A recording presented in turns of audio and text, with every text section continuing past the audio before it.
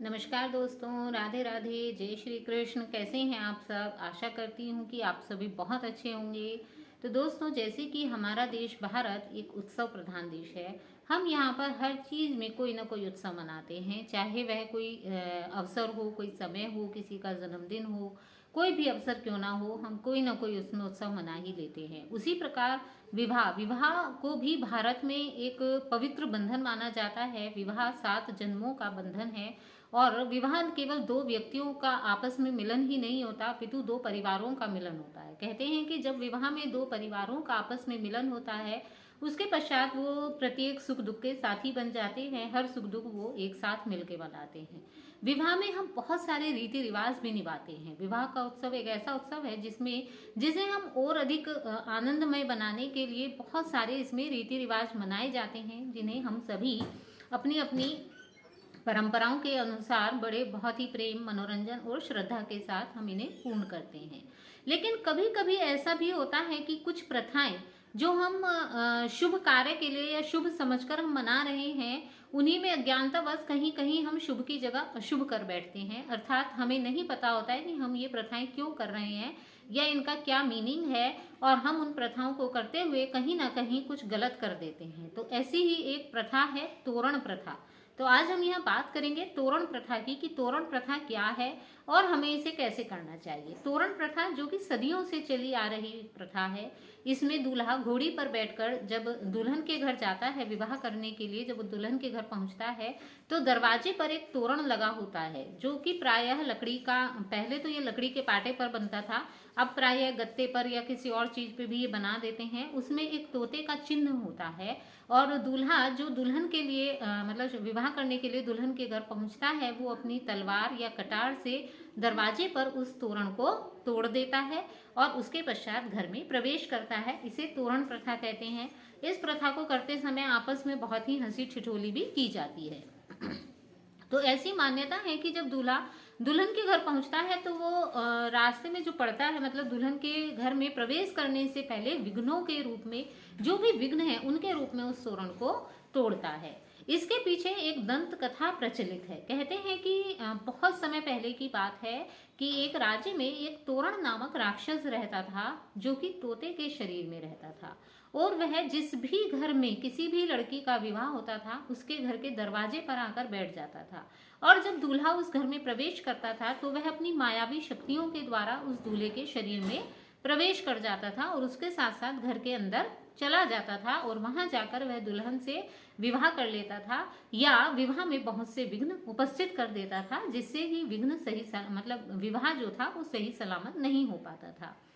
तब एक बार एक राजकुमार जब उस नगर में विवाह करने के लिए आया तो वह बहुत ही चतुर और बुद्धिमान था, और उसकी नज़र दरवाजे पर, दुल्हन के दरवाजे पर बैठे हुए तोते पर पड़ी, और उसे देखकर वह अपनी बुद्धिमानी से, अपनी बुद्धिमत्ता से यह पहचान गया कि यह तोता साधारण तोता नहीं अपितु राक्षस है। और जैसे ही वह तोता उसके शरीर में प्रवेश करने के लिए आया, उस राजकुमार ने उस तोते को अपनी तलवार से मार दिया और इस प्रकार तोरण राक्षस का वध हो गया। उसके पश्चात उस राजकुमार ने घर में प्रवेश किया और विधि पूर्वक दुल्हन के साथ विवाह किया। तब से यह प्रथा चली आ रही है। ये इसका मनोवैज्ञानिक कारण है, यही दंत कथा है।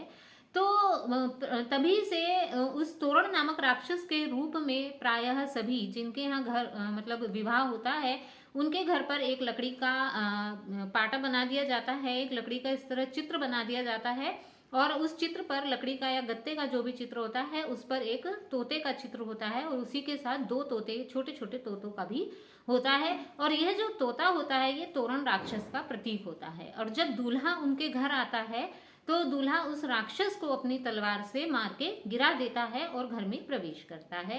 इस प्रकार ये इस चीज का भी प्रतीक है कि जब हम किसी भी शुभ कार्य के लिए हम करने के लिए जाते हैं तो रास्ते में पड़ने वाले सभी विघ्नों को हम पहले नष्ट कर देते हैं, जिससे कि उस शुभ कार्य में कोई बाधा ना आए।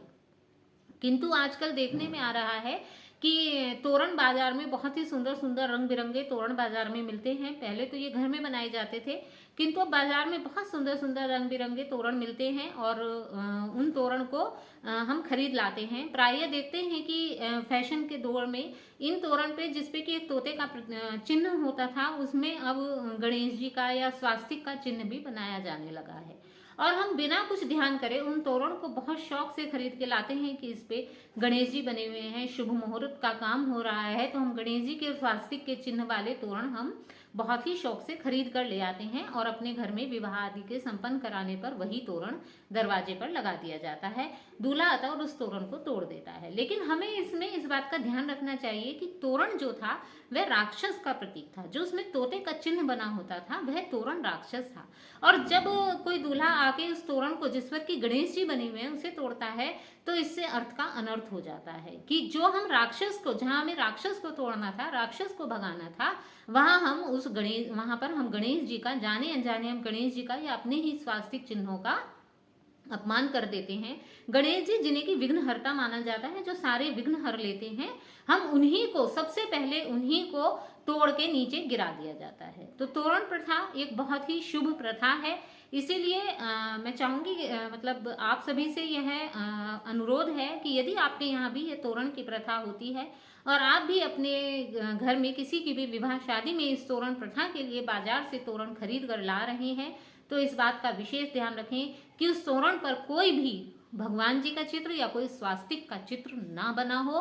उस पर प्रतीक के रूप में तोते रूपी राक्षस का ही चित्र बना हो। उसी तोरण को आप अपने यहाँ खरीद कर लाएं।